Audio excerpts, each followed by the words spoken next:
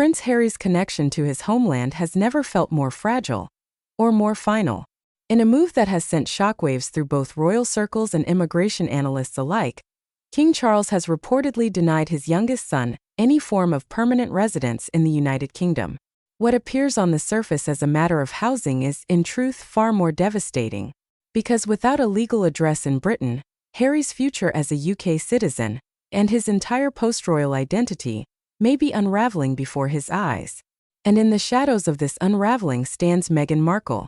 With no royal property to his name, Harry's visa status in the United States, long speculated to be an O1 visa, granted to individuals with extraordinary ability, may now face complications. Such visas often require the applicant to demonstrate ongoing ties to their country of origin. But without a UK residence, a clear royal role, or an official public function, Harry's legal foundation in America begins to look worryingly thin. Some now suggest that unless he pursues full US citizenship, a move that could sever his remaining formal links to Britain, he may face a legal cliff edge. And if he takes that step, it would almost certainly be one orchestrated, or at the very least encouraged by Meghan.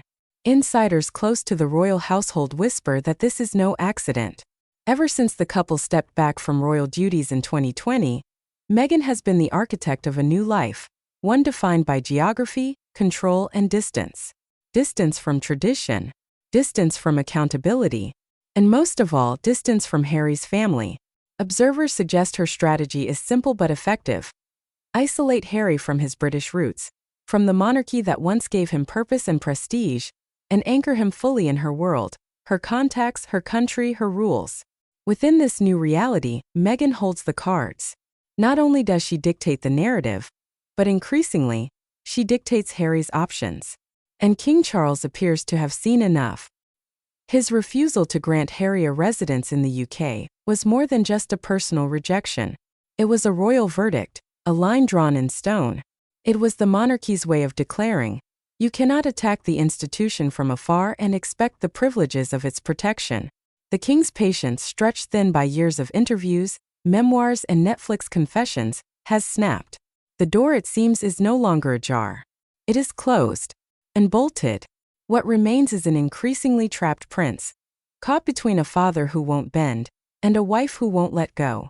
Even Prince William, once Harry's closest ally, is said to have supported the decision to withhold property. Their relationship, once forged in the fires of childhood grief, is now marked by a cold, formal silence. Some within palace walls suggest William believes Harry is now fully under Meghan's influence, no longer a brother but a liability. One royal source put it bluntly, he made his choice. Now he must live with it. But can he? Without a UK residence, without royal protection, and potentially without legal grounds to stay in the United States, Harry may soon find himself in limbo, a prince without a palace, a man without a country. And the only lifeline left may be one Meghan controls entirely. Critics argue this has always been her goal. Not to destroy the monarchy, but to reshape Harry's life so completely that he cannot return to it, emotionally, legally, or geographically. And with each move, each burned bridge, each visa deadline drawing closer, her grip appears to tighten. There are even whispers, quiet, careful but growing, that Meghan sees this as a prelude to something greater. A political future in the US? A media empire independent from the royal name but fueled by its controversy? The speculation is mounting, especially as Harry's public role appears increasingly dim, reduced to awkward appearances and fading press interest. The prince who once walked proudly behind his mother's casket, the soldier who once earned respect in the deserts of Afghanistan, now finds himself a dependent figure, not on the crown but on California. And what of the monarchy? King Charles, for all his efforts at reconciliation, is no longer waiting for apologies. The institution moves forward. Prince William prepares to lead.